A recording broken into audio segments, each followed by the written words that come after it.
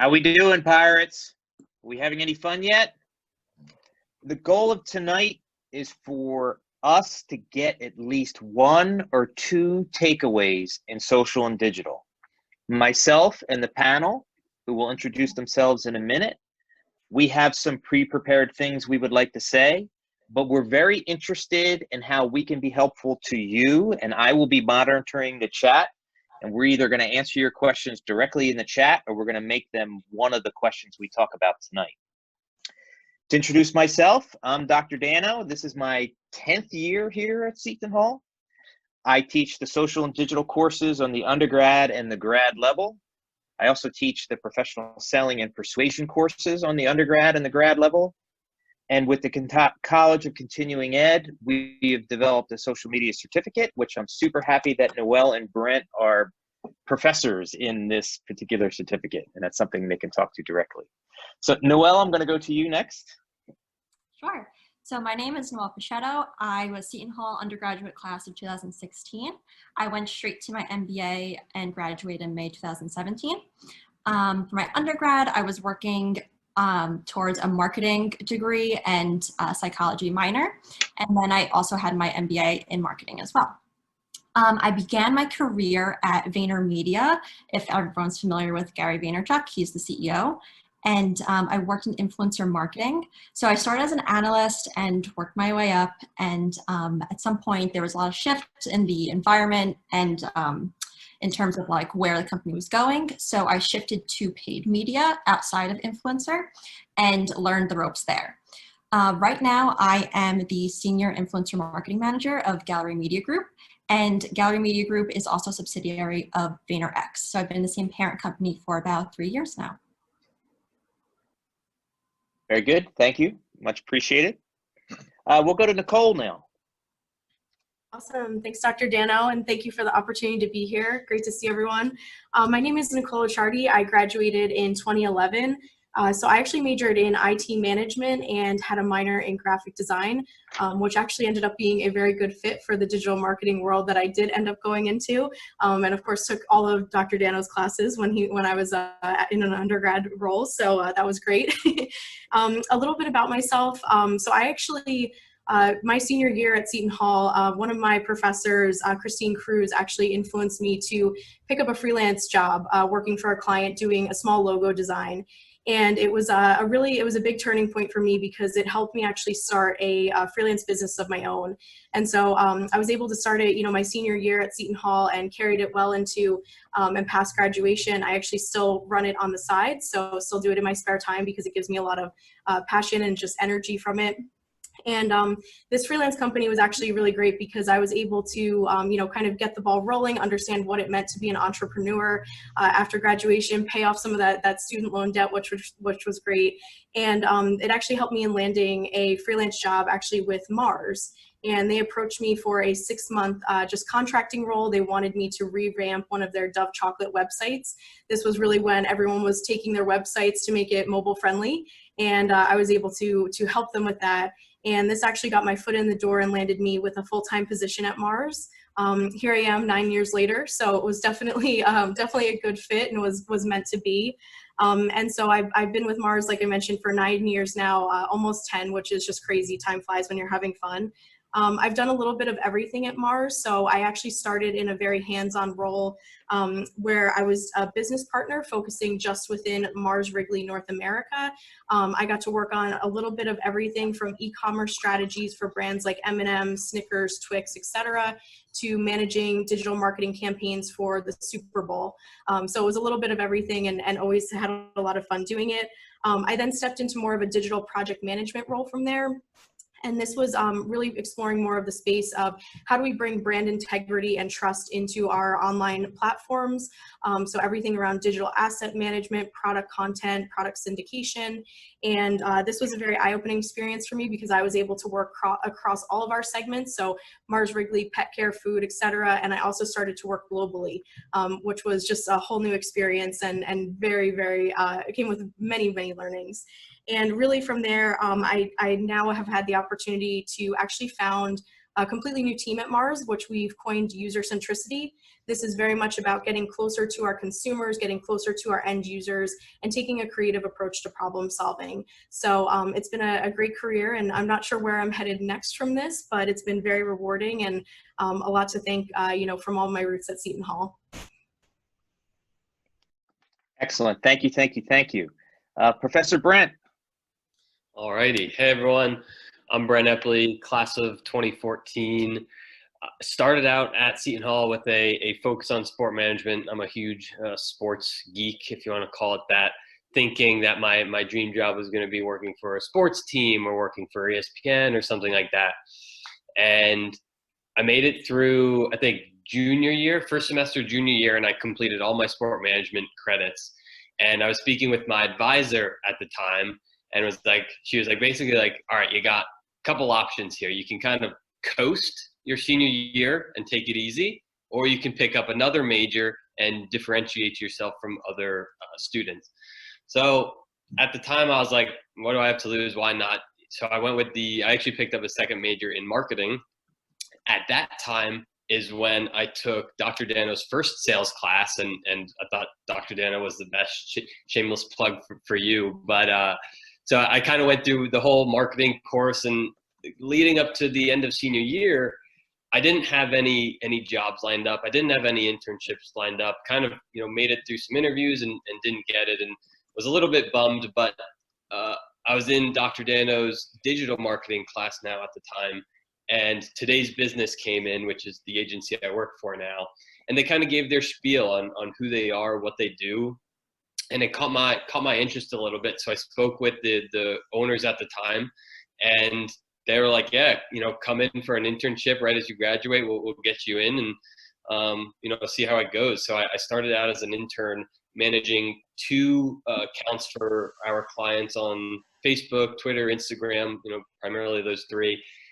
Went through the internship, separated myself, became part-time. Then after becoming part-time, I actually got a full-time gig at Today's Business, and I can tell you that I'm the only person in Today's Business history to ever be employed by Today's Business, but work inside of the office at one of our clients. And at the time, I was still doing all their social media, did that for basically 2 years. And then Today's Business was like, all right, Brent, we need you back. So went back to Today's Business, inside the Today's Business office.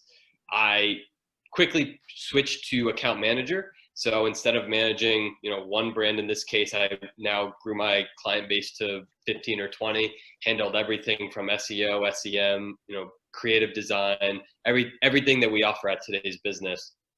And one of the things that kind of helped me get to where I am now within our affiliate department is we signed a client called the Menlo Club, which is a men's subscription clothing company, in 2016 to manage their affiliate program for them. And at the time, I had no interest in doing affiliate. I didn't even know what affiliate was.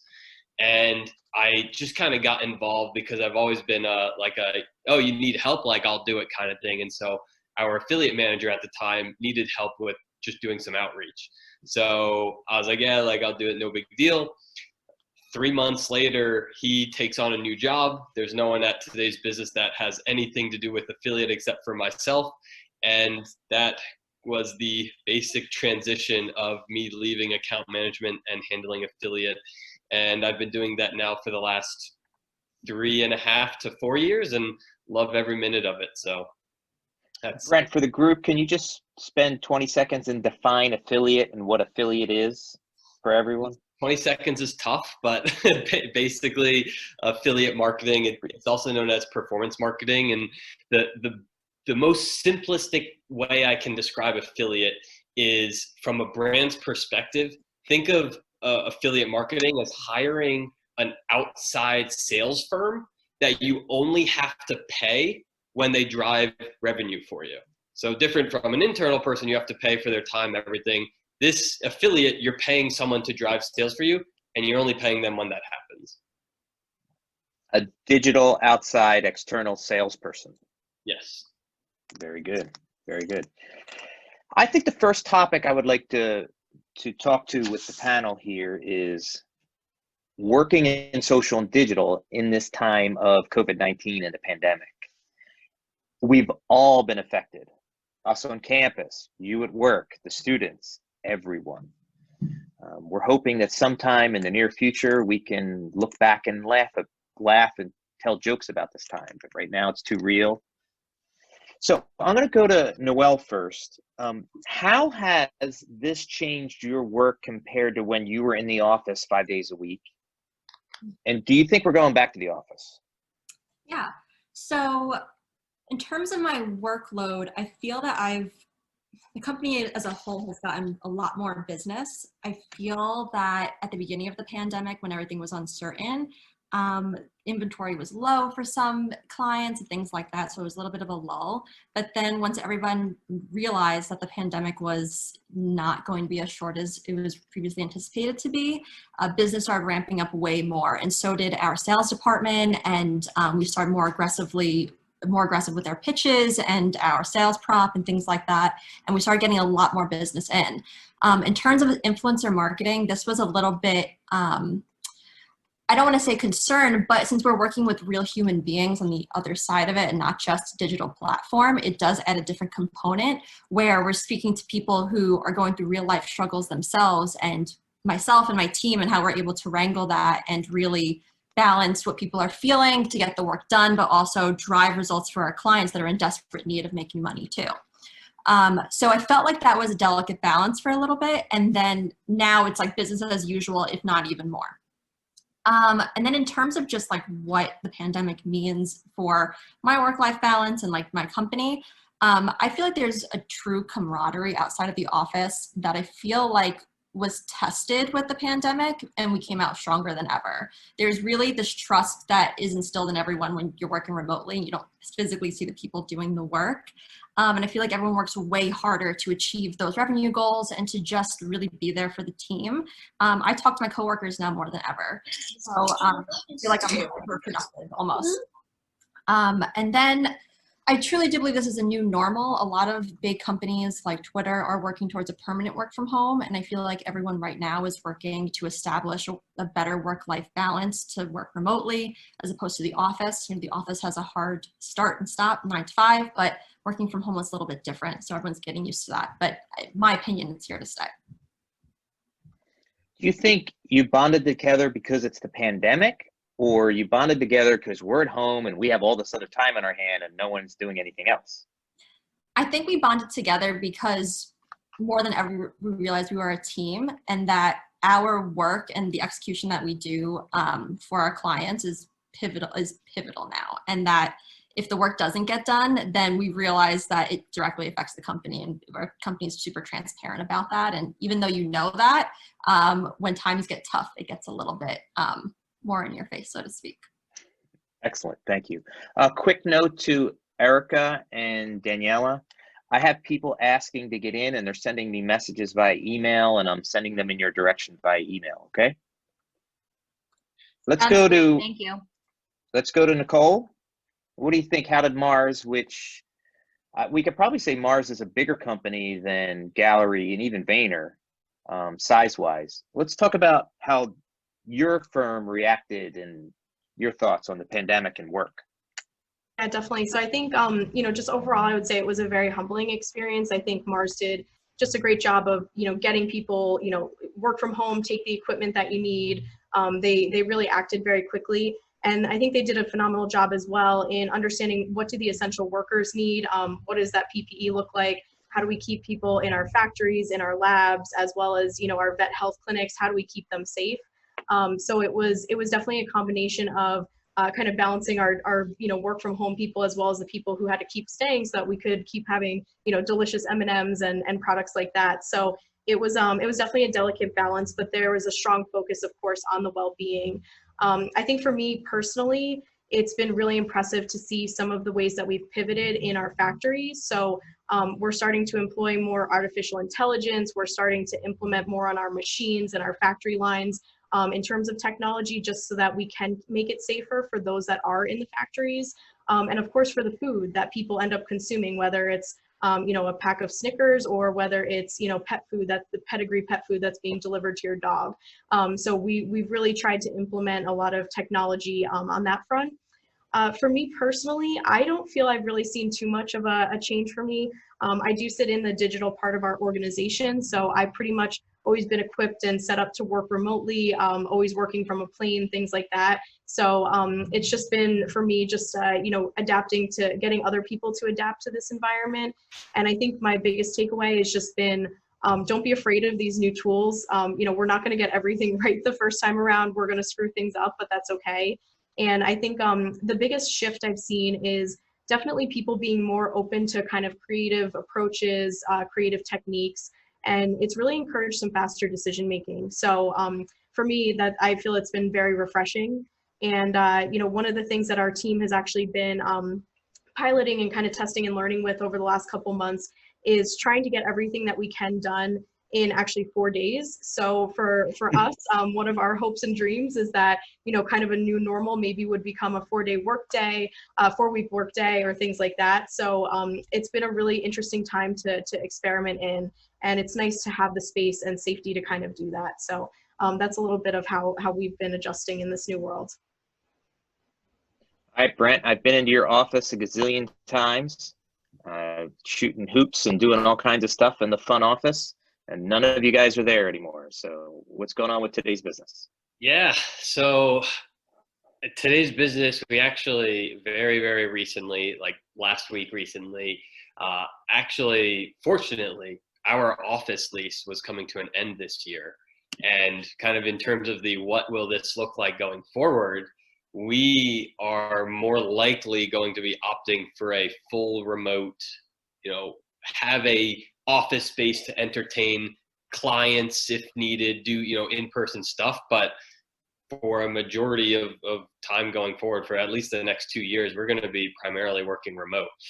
And I actually enjoy working remote a little bit better because I'm a little bit of a night owl. I will stay up until midnight, 1 a.m. doing work, sending emails, doing stuff, and the waking up early, getting ready, commuting, getting to the office, I don't have to worry about that anymore. So it kind of allows me the flexibility to still do what I do, kind of get some other stuff done outside of work hours, but not have to worry about like, oh, am I going to be so exhausted? So that's like a positive thing for me. And, I don't want to, kind of say like the pandemic is well, I guess it is the reason for that, but like going forward, quite honestly, a lot of companies were starting to pick up the remote, work stuff, right? Whether it was 1 day a week, whether it's 2 days a week.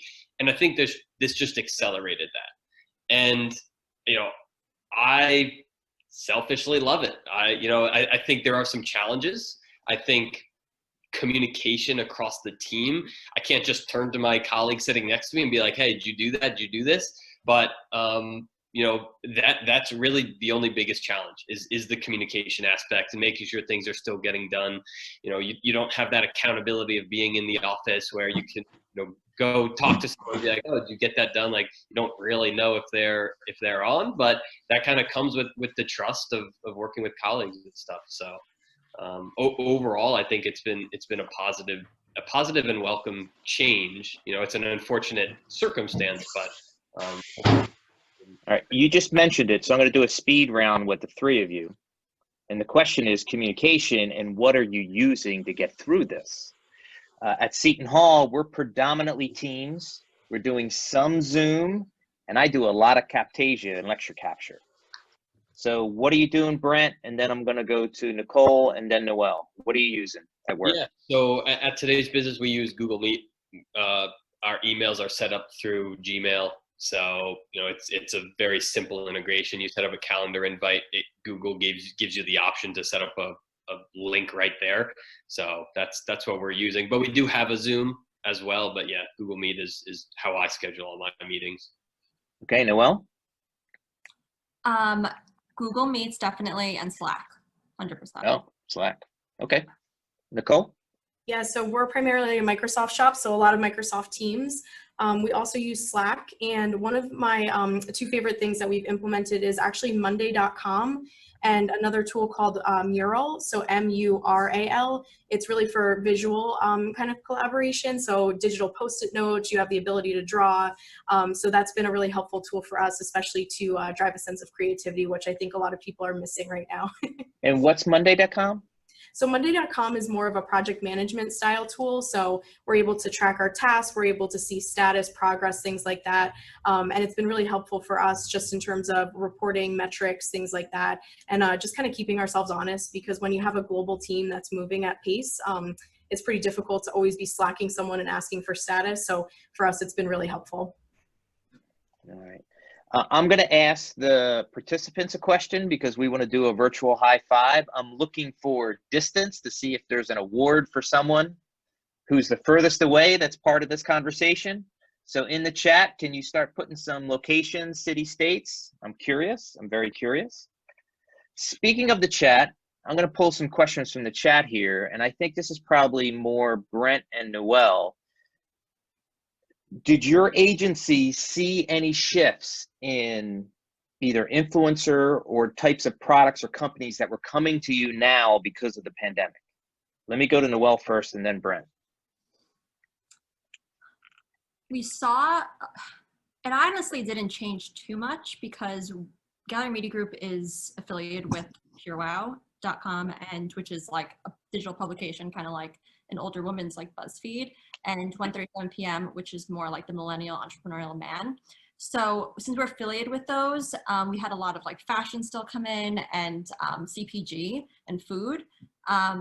So truly, like, it was similar, but some of the CPG products, like, they were selling out, and they had to pull some campaigns. But in general, it was mostly the same, but it wasn't anything like too insensitive where the person couldn't afford to buy it, so to speak. So that was always throughout, kind of keeping that in mind what the economy is like. Because so much, again to you, Noel, because we are spending so much time on digital now, even more than before the pandemic, have people asked for more influencer now? Yeah, almost every campaign that is sold in with the company has an influencer package in it. And a lot of people are also just testing influencers for the first time. So it's a lot of education too on our part and like how it works and like what we're doing with them, obviously. But yeah, my company, I guess, we're just keep selling in like bigger packages, again, like as a way to make more revenue. But people are willing to invest in influencers more because there's a lot of underpriced attention out there, and it's relatively cheap to activate. So, and you can use the assets in perpetuity. So it's better than hiring a creative firm to make assets for you when you can hire individual contractors. Brent, you want to add anything there? Well, yeah, I mean, from our end, a little bit different than Noel. We've seen a major change in business coming in for us, you know, within the affiliate space. And quite honestly, I think it's because there's a lot of agencies out there that charge monthly retainers to manage affiliate programs. And at today's business, we don't. We operate on a performance model.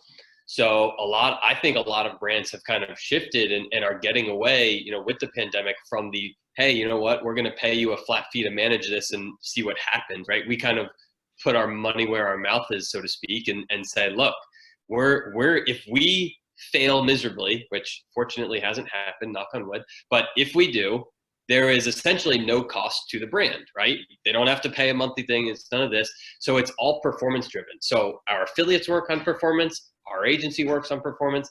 And I think in this kind of changing landscape, a lot of brands have kind of looked at that and said, well, we like that flexibility of not having to be locked in to pay a certain amount per month if things don't go well. We know that, you know, if this agency does well, then we'll do well and all that. So we started the pandemic with 3 or 4 brands, I want to say, back in March. At the end of March, we had like 4 brands, and we are now have a roster of 17.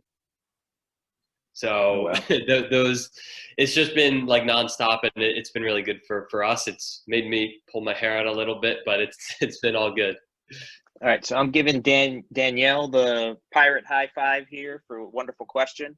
I do believe I owe Professor Adam Warner an apology because we skipped his introduction and he has something to talk about with the MRC. Professor Adam? Okay, let me come on here for just a second. Dan, thank you. And I will just say, great to see everybody in terms of, I've got current students here, I've got former students, I've got colleagues, and I know what a weird time, but I think it's great that Seton Hall and the Alumni Relations group are putting on these types of things. Dan told me to put in a plug, so here's my plug. I'm involved with the Market Research Center here, as well as the Business Consulting Program. So if any of the folks who are out there in the working world today need help where you want to pair up with a student team, I would really encourage you guys to go to the Market Research Center, Seton Hall, just Google it. And there's a form that you can fill out. And my guess is by Thanksgiving, we will be full for next semester. These are semester-long projects to help you in your business. But I wish everybody a wonderful weekend, and most importantly, stay safe and well, and great seeing everybody. So thank you, Dan. Thank you, Adam. Much, much appreciated. Of course. I'm going to go to Nicole now, because this question is probably best for you.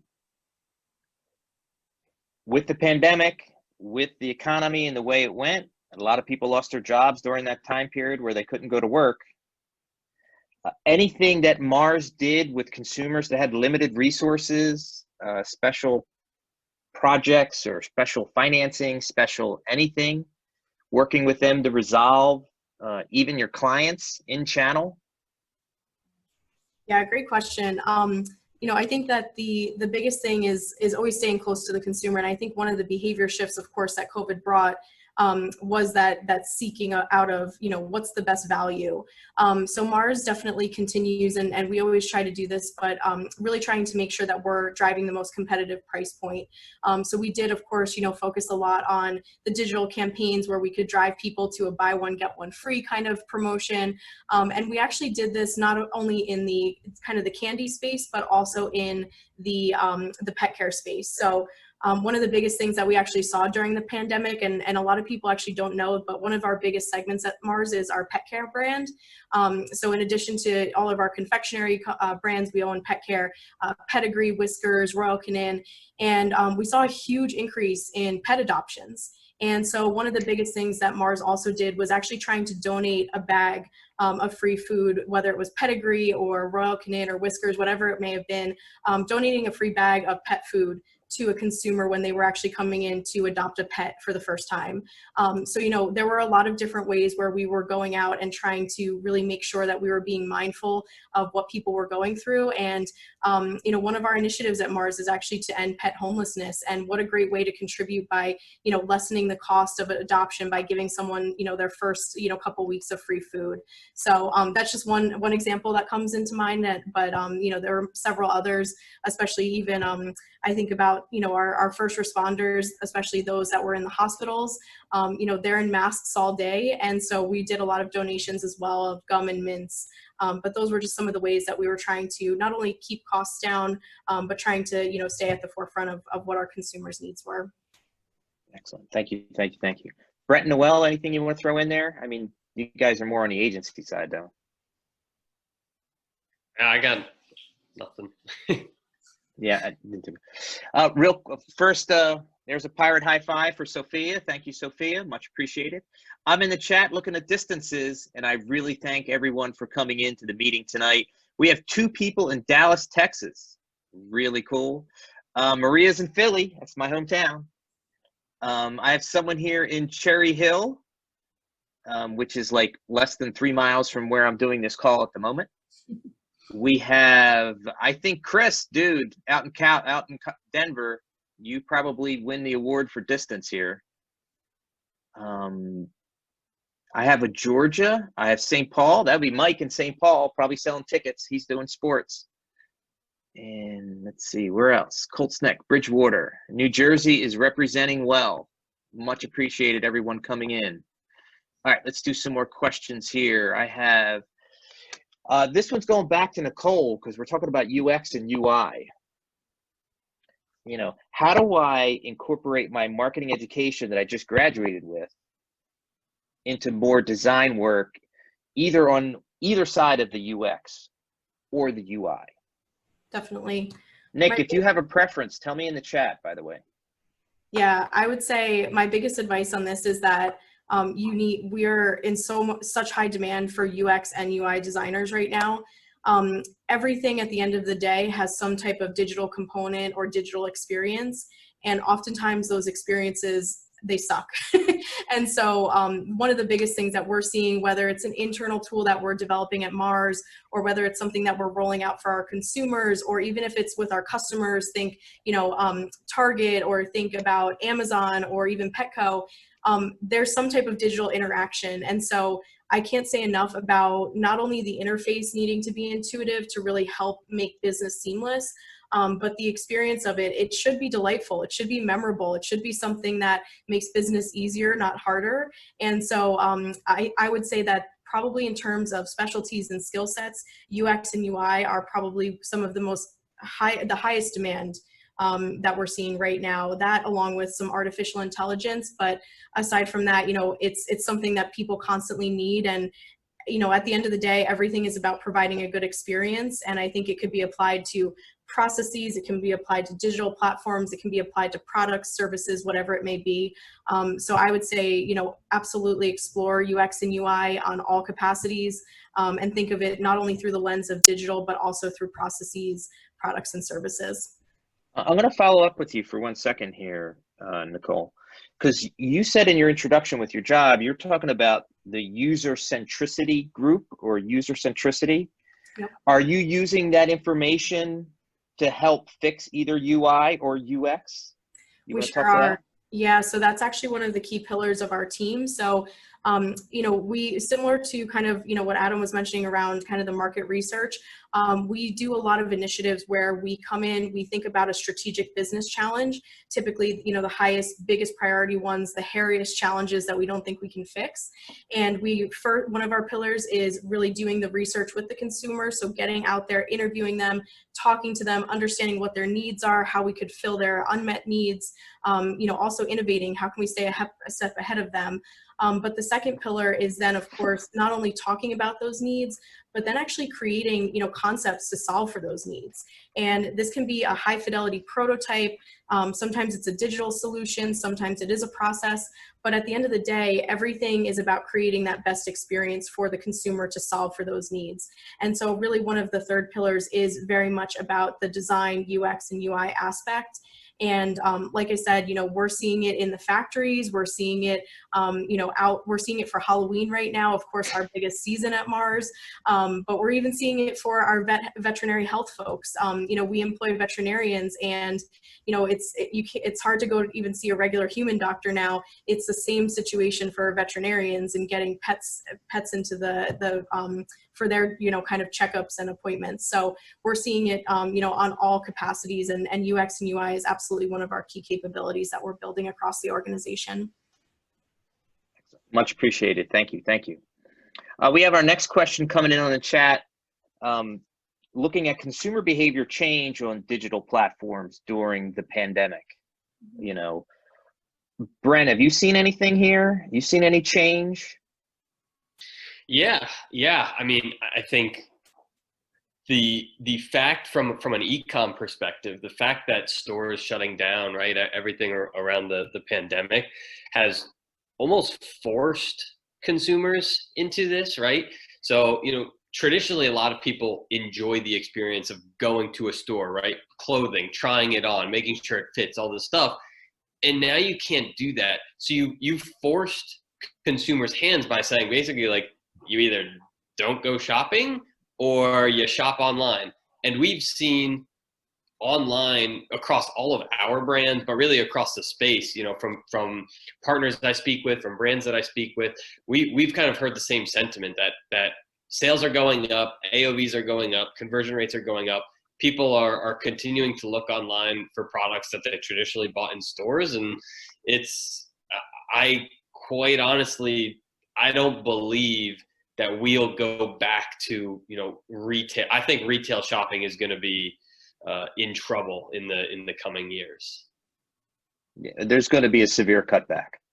We do not need 800 Macy's in the United States of America. We need 300, not 800. Noel? Yeah, so one thing that I feel like everyone can identify with right now is that we've seen a huge shift to TikTok, and a lot of the attention from other platforms is going there. So we've had to really revamp a lot of our planning models at Gallery to accommodate the new rise in influencers. So like every platform, it has a different algorithm and it has a different pricing structure, and the amount of followers that people were gaining was quite insane, talking about people getting millions of followers overnight.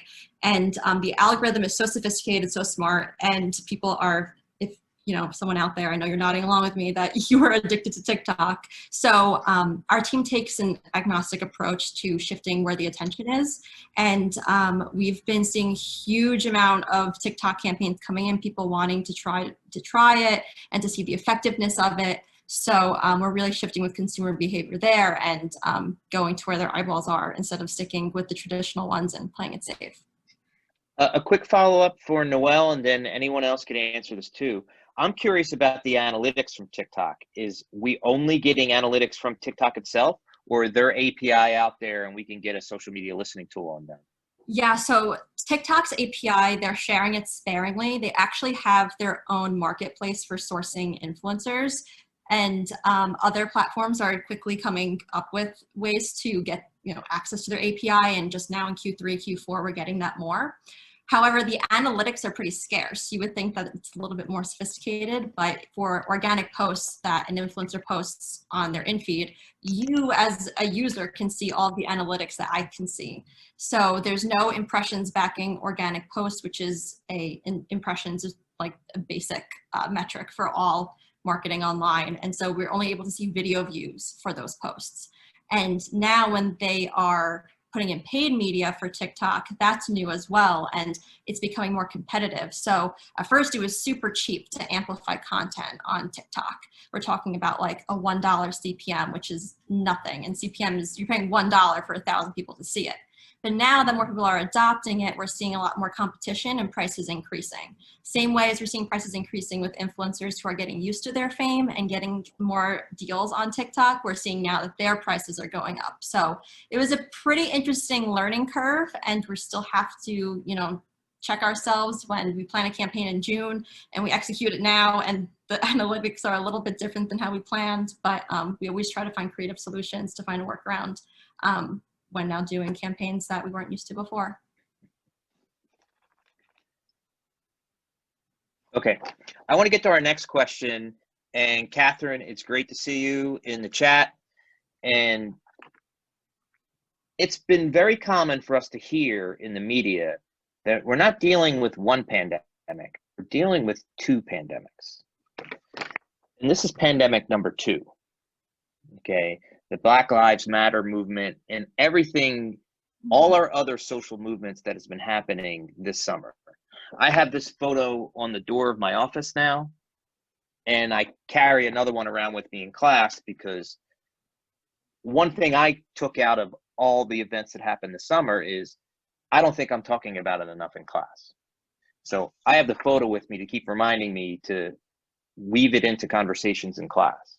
In my MBA class, we did the science of persuasion, and we used many of the persuasion techniques to have a challenge for each module, and half of them were social movements and social causes that we could use our nudging persuasion techniques. It was a fun experience. So I'm curious to hear from all three of you. I'm going to go to Brent first.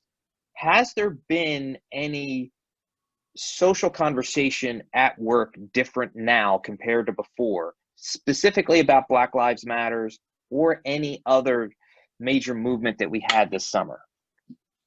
Yeah, for sure. I think if a company didn't address it, to me, that's like a bigger red flag, right? If they kind of start to oh, okay, just keep doing your work. I think every company out there, at a minimum, should have had a conversation, and that's what we did at Today's Business.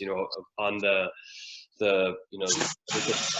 George Floyd, and quite honestly, things that even happened more recently. Like we have team meetings every week. A 15-minute meeting every Monday morning, and the either first or second week after it happened, we kind of had an open discussion, something that we don't normally do at Today's Business. We don't normally talk about social issues, but this is, like you had said, it is a pandemic, right? So we've kind of had those discussions, and obviously offering support for everyone that's been affected, right? There's a huge sympathy, empathy component to everything, but when it comes to also making change, across Today's Business, we work with, I want to say, close to 300 brands, right? Now, me and my role in affiliate, we work with 17, like I mentioned earlier, but across the company, there are companies of ours out there that have kind of shifted to highlight some more social causes and things like that. So yeah, I mean, I kind of going back, like, we've definitely had the conversations. I think everyone needs to, and being respectful of everyone affected, for sure. Nicole? Yeah, so great question. And I think for Mars in particular, we're a well over 100-year-old privately held family-owned company. And typically, we've been silent in the past several years. It wasn't really even until 2 years ago that we actually allowed our headquarters to be photographed for the first time. So for me personally, as somebody that's been in the organization for a long time, I was so proud to see that the company is finally, putting statements out there and finally addressing these things. And I think really at the end of the day, there's no excuse. We have to reply, and it's our consumers are talking to us. They want us to know about the movements that are happening in the world, and they want us to make changes. So one of the things I think really that I'm most proud of that Mars did just a month ago, we have, of course, a very popular brand of rice, which was called Uncle Ben's. Of course, the phrase uncle was rooted in slavery. And so, of course, when the Black Lives Matter movement happened, this was truly something that, we weren't dragging our feet to address this anymore. We needed to put into action right away a plan to change that, because that was truly what our consumers wanted. And this was a movement that we couldn't just ignore this, and we had to address it. So it was really powerful because we actually went back to our consumer base and we asked them, how would you like to see the Uncle Ben's brand evolve? And so it wasn't like we just went to one marketing agency and let them drive, the direction or the vision for this. We actually really rooted it in the consumers and in the movement that was happening for Black Lives Matter. And so, of course, we've now rebranded where it's just called Ben's Original. And we've completely, removed the different graphics from the packaging. So it's still a familiar, coloring of blue and orange, but we've really kind of removed those hints and kind of, the slang that came again and was rooted from slavery. So again, I think a really proud kind of accomplishment of Mars, but something that we were held accountable, and we had no choice but to really make sure not only did we act, but we act with speed. And I think that's really critical to what consumers are looking for today. Noel?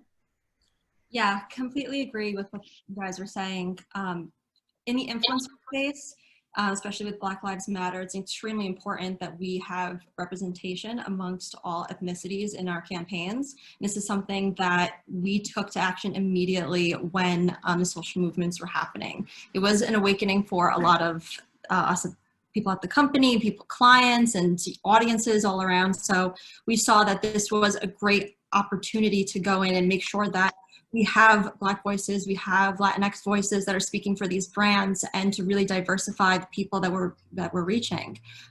Similarly, the company itself, had a lot of conversations internally about diversity and inclusion, and I feel like we had tough conversations as well at a global, so we were talking VaynerX level, where Gary was talking to us and we were all collectively having transparent conversations about hirings and how that works and how we're going to shift now in terms of how do we become more inclusive now that we're more aware of this. So we even worked on fundraising in our company and making sure that a lot of, there was matching programs, making sure that a lot of organizations were being heard and that we were doing our part.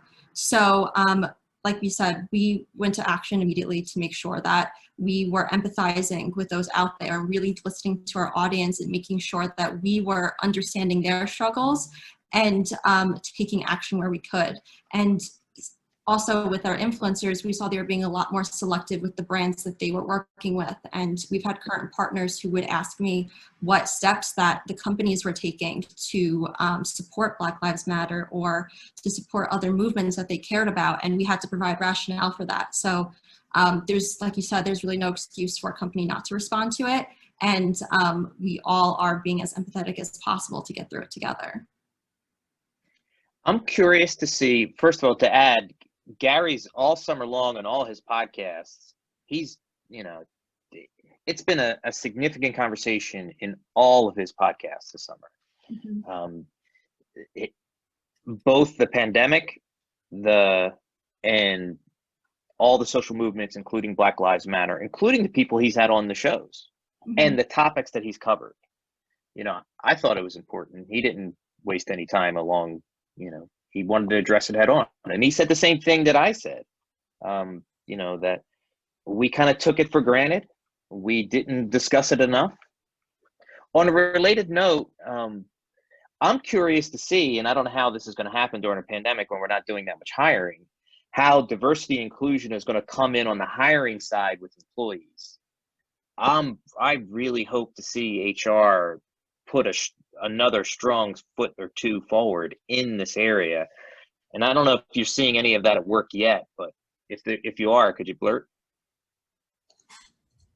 Yeah, I saw a lot of, we've had some hirings now that we've had a big influx of business. We've seen a lot more diversity coming in, and it's honestly been great seeing different perspectives come in and having just the office looking more diverse, and it's been great. We saw a company take action right away. Yeah, we've seen the same. And I think one of the things that I really appreciate the company's done is we've set targets. So we know we're not there in certain aspects in terms of inclusion and diversity. So we're being very intentional about setting targets and creating dashboards so that at any point in time we have visibility into this. And I think that's actually really powerful to be able to give anyone at the company visibility to be able to talk to the statistics that are involved in I&D and be able to know the areas that need more improvement and how you could potentially contribute to that. So I think the transparency has been very refreshing on our side. Brant, anything? Today's business doesn't stack up to the companies in terms of size of the other panelists. But so no, we haven't really hired anyone, you know, regardless of race, gender, age, it doesn't matter. We haven't really hired anyone because aside from our affiliate business, our quote unquote, our services side of the business is how we call it. We actually took a pretty big hit. So not yet, but I do imagine that as our service side of the business does start to come back to the levels that we were at pre-pandemic, I have no doubt that, you know, based on our conversations within the company, that those things will definitely be factored in. Yep, I know Chaz and Tom. I'm sure they'll be on the ball. Yeah. Thank you again, Danielle. Extra pirate for you. We have an interesting question here, and this could be a 4-hour conversation or a 4-minute conversation. But Corey's asking about analytics, okay? And I think the best way to make it a conversation is, let's say the number one way you use analytics in your job on a daily basis. I think that's probably the good way to get to this question without going on huge tangents. Noel, why don't you go first? Yeah, so we use analytics all the time to measure the effectiveness of the influencer's reach and the number of impressions that they received. So we rely heavily on the native platform that they're posting on, the analytics that they give back. So we have platforms that help pull in these analytics and metrics automatically, but if not, we ask for screenshots to get those. But influencer marketing is not so much reliant on getting results for ROI or conversion. It sits at the top of the marketing funnel, so we're more about awareness. And even though organic impressions are low in the grand scheme of a campaign and number of impressions that you're promising a client, we do boost those posts to a wider audience via paid media. And those results really matter because, well, obviously because the client's paying you for it, but also we have contracts in place to make sure that we hit all of our goals. And it is of utmost importance for us that if we're lacking in one side, either paid or organic, we're trying to make up in any possible way to get those analytics up to speed where the client expects it to be at the end of the campaign. And you have to do paid, because if you don't do paid, that you get throttled by the algorithms on the platform. So. Right, exactly. And we'll be whitelisting influencer content, which is more native to people scrolling. You'll stop for an influencer content, but you're not going to stop for, like, you know, Ziploc or something when it's coming from their handle. So we make sure that it's a native experience for everyone to garner the most impressions and clicks and engagements. Thank you. Let's go to Mr. Brent here. How are you using analytics? How are you tracking attribution for these affiliate programs that you're running? Well, two separate conversations.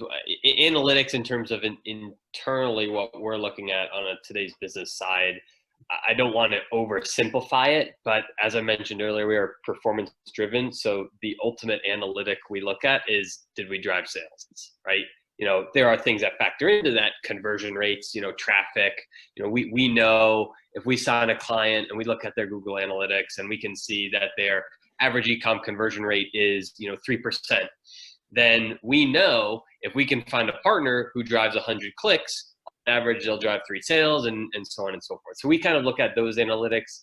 A lot of the times we look at those sorts of things when it comes to kind of paid opportunities and paid placements. If a partner comes to us and says, hey, yeah, we'll get you on our homepage for, you know, for $1,000. Well, we want to know, okay, what's your click-through rate? How many clicks, impressions are you going to get? And then we can kind of back it into a number to see if it makes sense for a brand. So that's on one side. Now, Dano, you brought up the attribution side. That is like a whole different and a very complex issue with an affiliate, because there's many different attribution models, and each attribution model impacts a publisher differently. So one of the most common attribution models is what we call last click. And it's basically rewarding the affiliate partner of ours who drove the click to make the conversion. You reward them, right? Now, where that hurts is if you have a review site and the review site is targeting those kind of higher funnel people, and then the consumer reads the review, this is great, let me go buy this product. They go find a coupon on the internet, and now the coupon site gets credit for the sale instead of the review site, right? When really the review site did all the work. So attribution is big, but there's no one size fits all, right? So it's kind of comes down to a brand preference. In other words, how do we attribution? Who gets the sales commission given a digital sale? And one thing I just want to add on that real quick is we're starting to see a couple different affiliate networks launch dynamic attribution. So basically what they're trying to figure out now is how can we reward different affiliate partners within that click stream, right? So if, you know, in the example of a content site and a coupon site, there are some networks now that will say, we'll give 50% of the commission to the coupon site and 50% to the content site. We haven't worked with a network, but I've been in talks with a network that actually can have a multi-level. So instead of 2, you can have 3. And if 3 people are in it, you can reward the first click 80% and the second and third 10%, or you can make that variable. So that's interesting. From a technology standpoint, a lot of affiliate networks are trying to figure out how they can make that attribution work. But attribution the discussion around attribution will quite honestly never change, because, you know, brands are very specific in what they look for, and what one brand wants to, you know, attribute a sale to, another will say, well, you know, we just want to get the last. So there's no right answer. I appreciate that, Brent. Nicole, help us out here. And on our side, obviously, you know, being such a massive company, we can be tracking analytics for anything from sales to a media campaign to, you know, digital impact on a website. So one of the things that we've done is we're pretty spoiled in that we have an entire part of our organization that's dedicated just to analytics. And it's been pretty cool because it's almost been more like a movement. What this analytics group has done is we've not only created a data lake where we can access, cross-segment, cross-functional information, whatever you may need, and of course, done this all under a very safe security net, but they're actually really empowering every associate at Mars to take ownership of their own kind of analytics.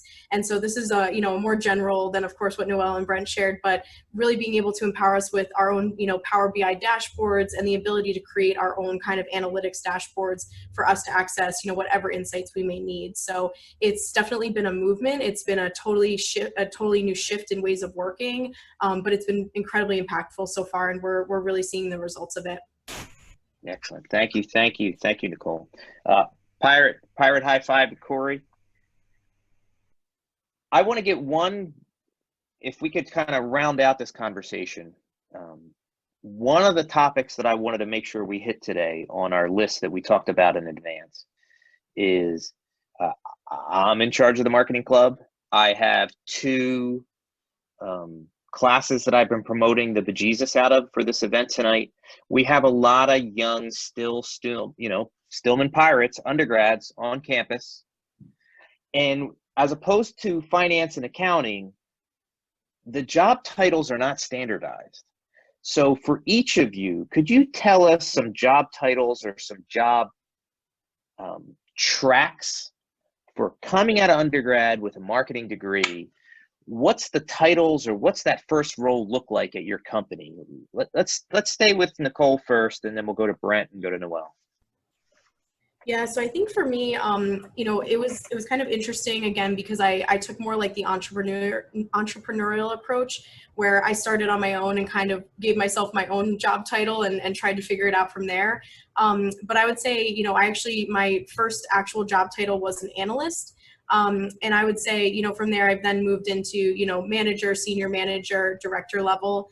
And I think it's not so much to me about the job titles, but more so, what is kind of that area of specialty or that, that passion that you have that maybe you could tack on to what you're doing in social or digital marketing? So for me personally, I was able to focus on the coding, the IT side of things. I knew how to program. I also picked up, kind of the design side of it. And because of that, it made me a bit more unique in the marketplace when I was going out to look for my my role and things. So I would say, don't be afraid to take on that entrepreneurial spirit. If you decide you want to start something yourself, give yourself your own title, get creative with it. And I would say, think about more so what is that specialty as opposed to the actual title itself. And when you mean a specialty, like SEO could be a specialty, SEM could be a specialty, affiliate could be a specialty. Absolutely. That's what you mean by specialty, yes? Exactly. Thank you. Brent? Yeah, for certainly what Nicole said in regards to the specialty, that's ultimately critical for any position, regardless of affiliate, influencer, account manager, website. Quite honestly, I think if you can become an expert in a particular avenue, that you're going to set yourself up for success. And it's really the correlative skills that apply. And what I mean by that is, I was speaking with another student, and I actually did a networking event last week, and I had a more in-depth conversation with him earlier, and he has a PR background. Now, PR and affiliate are two totally different things, but at the heart, at the root of both of them, it's the exact same thing, right? PR and affiliate, if you want to boil it down, it's basically the same thing. And one, you're paying publishers out from an affiliate standpoint, and one is PR, you're trying to secure, press, right? Media. Hits.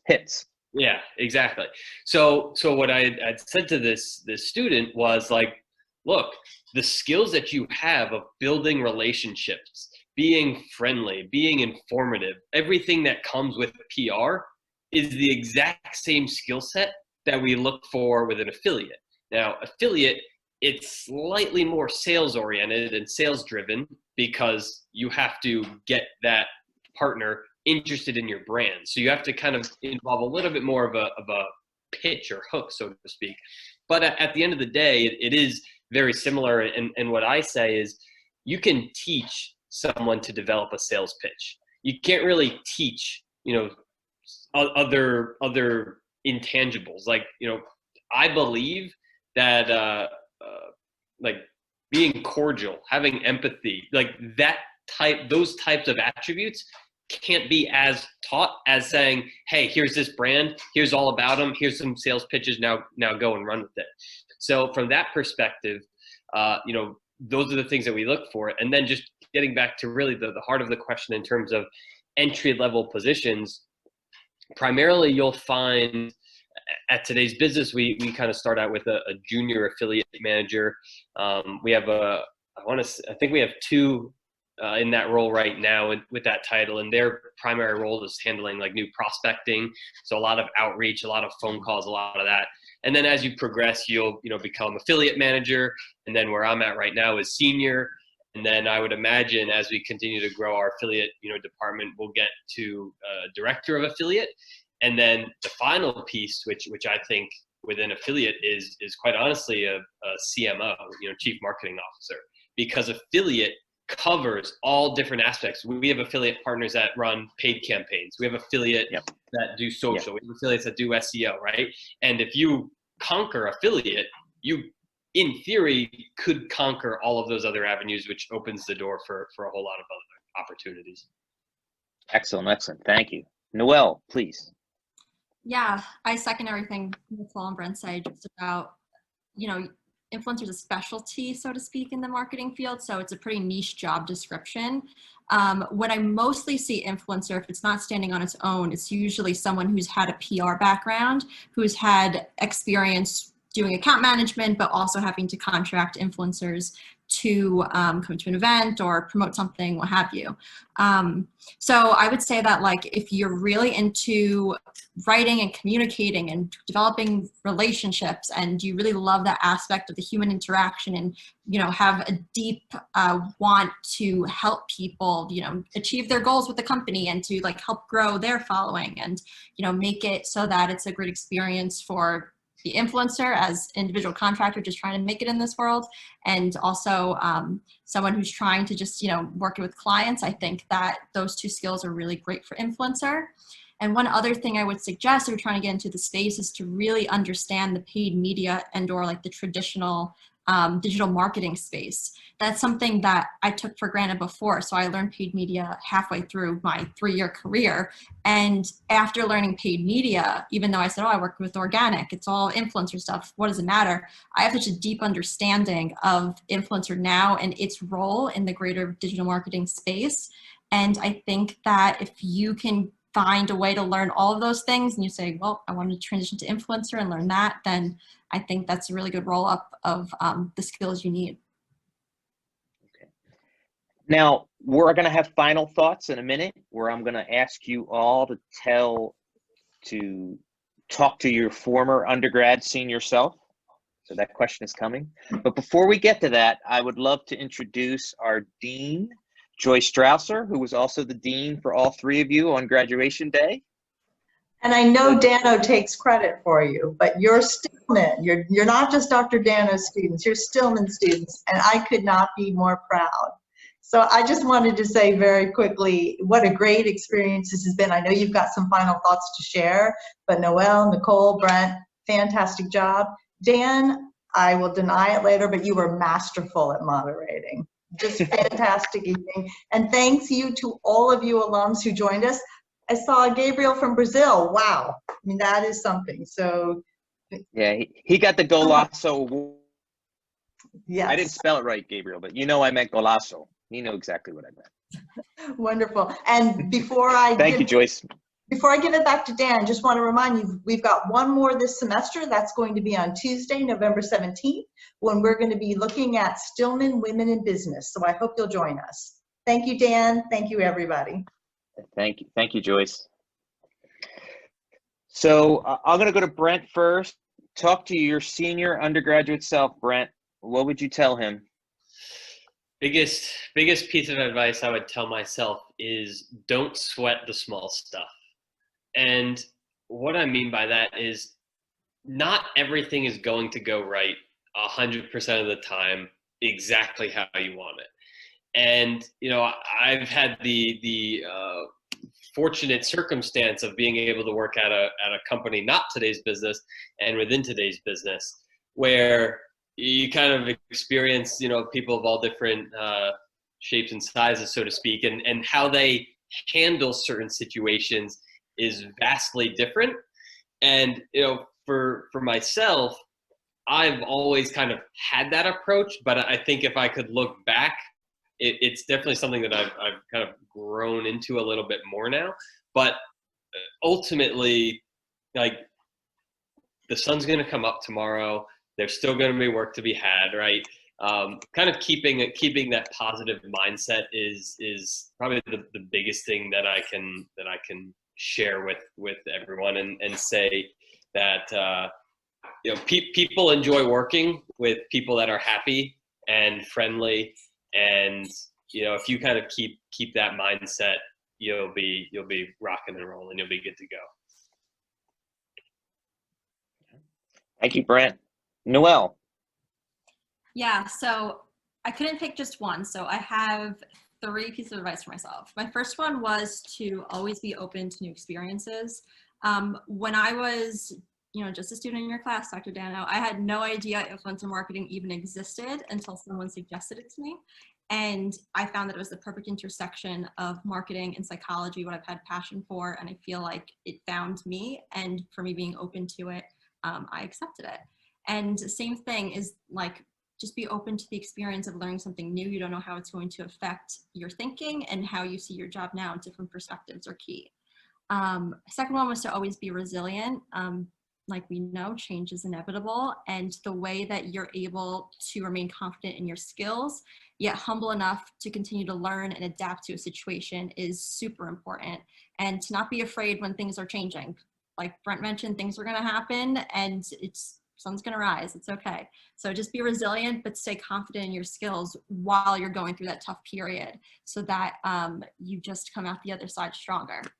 My third one, and again, Brent, echoing you, don't stress. I am a person who feels like they have to be, you know, this perfection dream, but I know now that that's not how it is. And mental health is way more important than the perfection that I feel that I achieved in my role. And I really value that, and feeling like I am in control, and that's something that, just because stress is happening, it's just a hindrance. It's nothing to worry about. And you look for people who can support you, and just get through it. So don't stress anymore. It's going to be okay. Excellent. Thank you, Noel. Nicole. Yeah, so I think, and this is actually, I stole this piece of advice from one of my mentors, so I can't take credit for it, but, you know, just know that the right path is not always the easy path.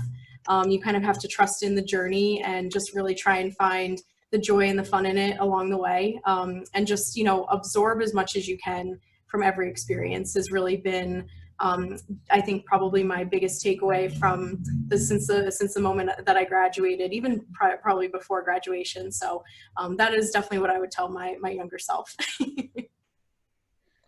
I would tell all your younger selves that you got to keep coming back and hanging out with Stillman Action.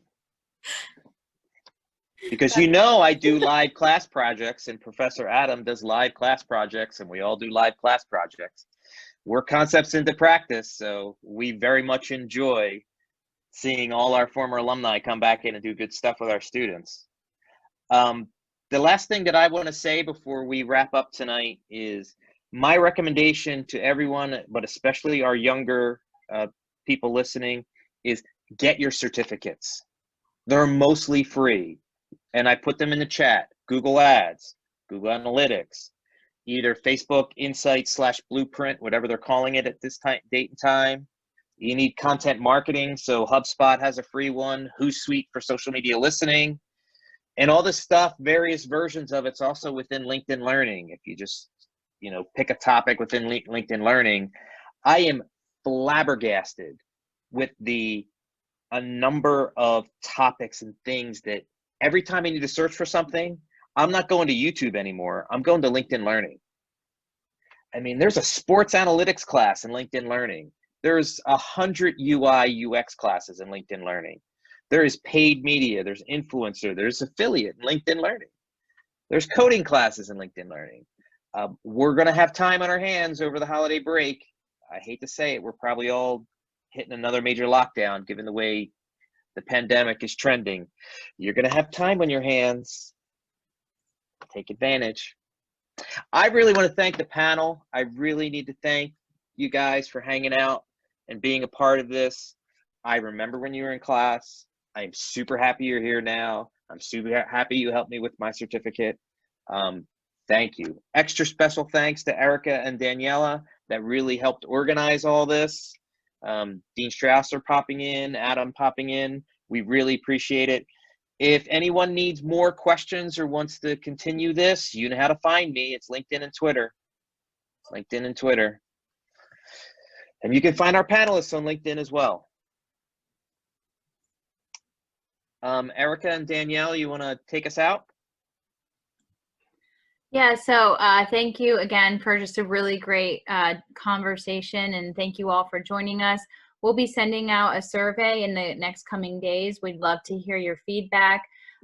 When Danielle and I sat down and approached Stillman about this, this was kind of a thought in the air, and so we're really so pleased to have this series take on such momentum. So we look forward to continuing that in the spring. And so we would love your ideas of topics or areas that you would appreciate hearing about. So when you get that survey, please provide your feedback and let us know what you thought of this panel, but also some ideas and topics for the future. And we encourage you, if you'd like to, turn on your cameras and say hi to the panelists or Dr. Dano or any, networking. But that ends the formal program for this evening. And thank you all again for joining. It was a really great discussion to be part of, so we appreciate it. And don't forget, November 17th is our next event. Thank you. Did everybody turn on their cameras? I think they're starting to come on now. All right. Joyce, can you get us a picture? I absolutely will. Let's get a couple more on. Looking crazy. Oh, this looks good. I need my squares to be all filled. All right, almost there. Awesome. Claudia. Hi, Claudia. Awesome. So great to see so many of you. Just amazing. All right. I appreciate everybody coming in. Our goal was to be helpful. Thanks, everyone. We appreciate it. Yeah. Thank you, everyone. You guys were fabulous. Thank you so much. Thank you. Oh, I got to open my